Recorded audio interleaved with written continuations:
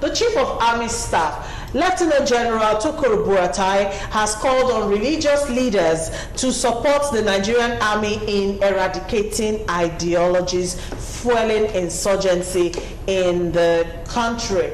I mean, bottom line is the army needs spiritual help at this point in time. Now, if we look at what the president has said, you know, giving us an impression that the fight is quite successful, and what the Chief of Army Staff is actually asking at this time, where are we?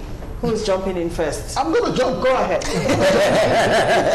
I've been at the forefront of saying that Mr. President should, you know, rejig his security architecture.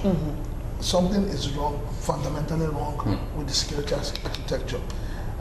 It's one thing, like I said, beautiful speech, but I am more interested in the implementation and results coming from the speech.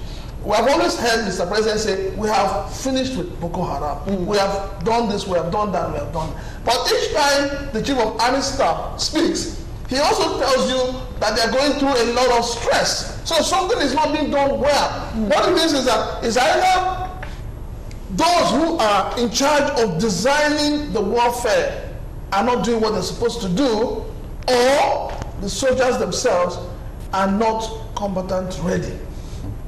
So we need to know what the problem is. Now, bringing it to saying you want prayers, it's a mockery of the Nigerian army.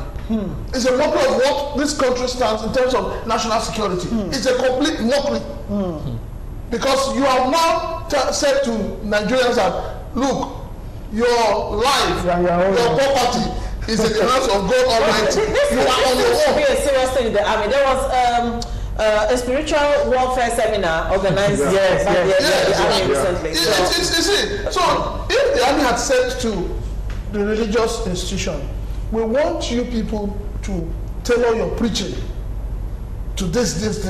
It makes more sense. That's what he was saying actually. But putting it the way it was put, but the way it was put and the kind of flyers that were printed does not pass the message. All right, Mr. Adebero. Well, to me, I believe that the Nigerian army, they've tried their best. I must commend them.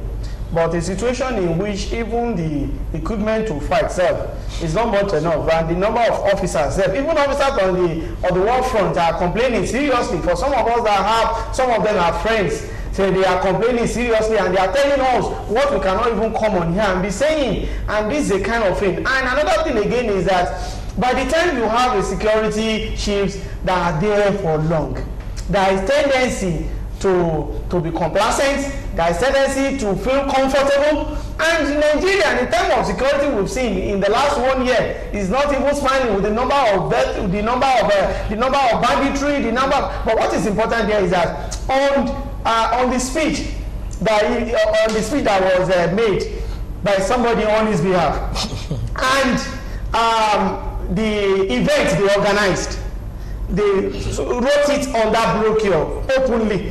That is basically for spiritual warfare. But one thing there is this: everybody needs prayer. I agree. Everybody, even our security, they need prayer.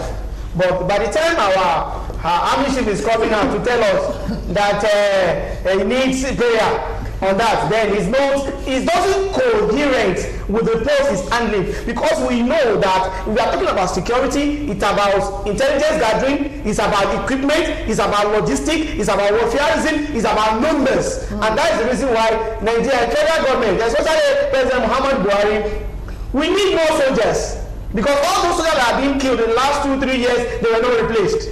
10,000 constable is not enough. We need more. In a situation where we have over 2 million policemen, then we have all the security, we have increasing increment in the kind of wages they have, and also in numbers, then we are good to go. Okay. This one is not about prayer, it's about making our priority right, do what we're supposed to do, then prayer cannot follow. Chicks. I'm not an advocate of praying for what you can do. Okay. I see it as the worst thing that has happened to us as a people, Nigerians. On a lighter note, I was having a conversation with my wife, and we were talking about what has happened over the years, and she kept saying, "I thank God, though, I thank God. For this one, I thank God. And this one, I thank God. I'm going to go to church. I'm going to thank God. You know, right here, I was like, all this is important. I know how we raise money to do it. You are not saying, my husband, well done. You are going to say, thank God. And after I say, what if I decide one day, let me zip my pocket. So you go and be thanking God, and the money will come. This is on a lighter note. But what has happened to us is that we now think that everything is about spiritual. And that's very dangerous. If you give me a gun now, it's about give me the bullet. I'll fire it. It doesn't matter. That's not when you begin to play into the spiritual. You know, then you are creating more problem. How can the Nigerian army be talking about spiritual? That you are combating Boko Haram. Is it the spiritual that the American army, do they have fellowship to go and fight war on all the wars they fought? I mean, that's what the people that are building the ammunitions and the spiritual, they will go and have a night vigil, then they build the atomic bomb. See, we need to get serious. Religion has done more harm to this country than good. At the point where we started turning our factories into churches, and that's where the problem is. Okay, Mr. Shopito, quickly, our time is fast.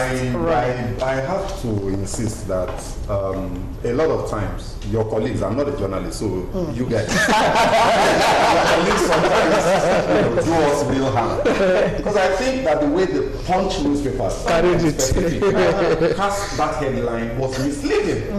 The man was not, I've read the story, thoroughly. He wasn't asking for prayers. He wasn't asking for prayers. What he was saying, and that's what I was saying, you already said it. He was asking for religious institutions, churches and mosques, to counter the ideology of terrorism. Because you can never defeat a terrorist who is an ideological terrorist with guns. You can't. You can never win that one. Never. And prayer will do that. Prayer cannot do it. That's the point. The man wasn't asking for prayer. He was saying that the religious institutions must fight the ideology. Because once you win that ideological warfare, then they cannot recruit people and they will die. They will feel so that. That's what the man was saying. I was privileged to see a tweet from somebody who now broke it down. And then I understood it myself. That's why this issue of narrative on social media is so important. All the countries that have this terrorism problem, they have adopted the strategy that this man is asking for.